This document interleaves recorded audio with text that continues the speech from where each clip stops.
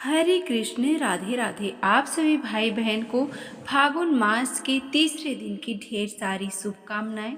फागुन महीने में जो भी व्यक्ति इस पावन पवित्र कथा को सुनते हैं उनकी सभी मनोकामना पूरी होती है। धार्मिक शास्त्रों के अनुसार फागुन मास का बहुत ही महत्व होता है। इस महीने में कई धार्मिक व्रत और त्योहार पड़ते हैं। हिंदू पंचांग का अंतिम महीना फागुन मास होता है और इस महीने से धीरे धीरे गर्मी भी शुरू होने लगती है तथा ठंड कम होने लगती है। फागुन मास में महाशिवरात्रि और होली सबसे बड़े त्योहार पड़ते हैं जो बहुत ही धूमधाम से मनाए जाते हैं। हिंदू धर्म के अनुसार अनेक देवताओं में से एक चंद्र देवता हैं। चंद्र देवता भगवान शिव हैं और शिव जी ने चंद्रमा को अपने सिर पर धारण कर रखा है। अतः पुराणों की माने तो फागुन माह में चंद्रदेव की आराधना के लिए सबसे उपयुक्त समय होता है क्योंकि यह चंद्रमा का जन्म माह माना जाता है। फागुन माह में भगवान श्री कृष्ण की आराधना का भी विशेष महत्व है। इस माह में विशेषकर भगवान श्री कृष्ण के 3 स्वरूपों की पूजा करना बहुत ही लाभकारी माना जाता है, जिसमें श्री कृष्ण के बाल स्वरूप, युवा अवस्था और गुरु कृष्ण की पूजा की जाती है।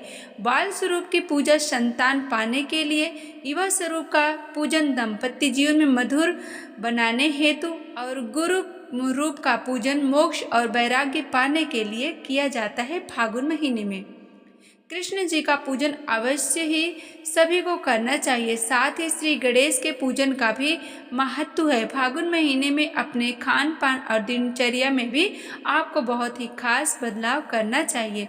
भोजन कम करके आपको इस समय मौसमी फलों का सेवन करना चाहिए। तो आइए हम दर्शकों कथा को प्रारंभ करते हैं। कथा सुनने से पहले कमेंट में राधे राधे जरूर लिखें। फागुन मास की कथा के अनुसार सतयुग की बात है।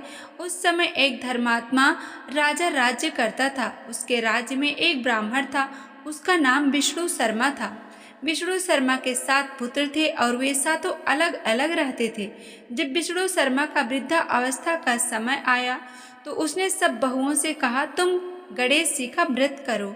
स्वयं विष्णु शर्मा भी इस व्रत को किया करते थे। अब बूढ़ा हो जाने पर वो इस दायित्व को अपनी बहुओं को सौंपना चाहते थे। जब उसने बहुओं से इस व्रत के लिए कहा तो बहुओं ने नाक सिकोड़ते हुए उनकी आज्ञा ना मानकर उनका अपमान कर दिया। अंत में छोटी बहू ने अपने ससुर की बात मान ली और पूजन के सामान की व्यवस्था करके ससुर के साथ गणेश जी का व्रत किया तथा भोजन नहीं किया और ससुर को भोजन करा दिया। जब आधी रात बीती तो विष्णु शर्मा को उल्टी और दस्त लग गई। जब छोटी बहू ने मलमूत्र में भरे गंदे कपड़ों को साफ करके ससुर के शरीर को धोया और पोंछा, पूरी रात बिना कुछ खाए पिए जागती रही। फिर गणेश जी ने उन दोनों पर अपनी कृपा की। ससुर का स्वास्थ्य ठीक हो गया और छोटी बहू का घर धन धान्य से भरपूर हो गया। तत्पश्चात अन्य बहुओं को भी इस घटना से प्रेरणा मिली और उन्होंने भी श्री गणेश जी का व्रत किया।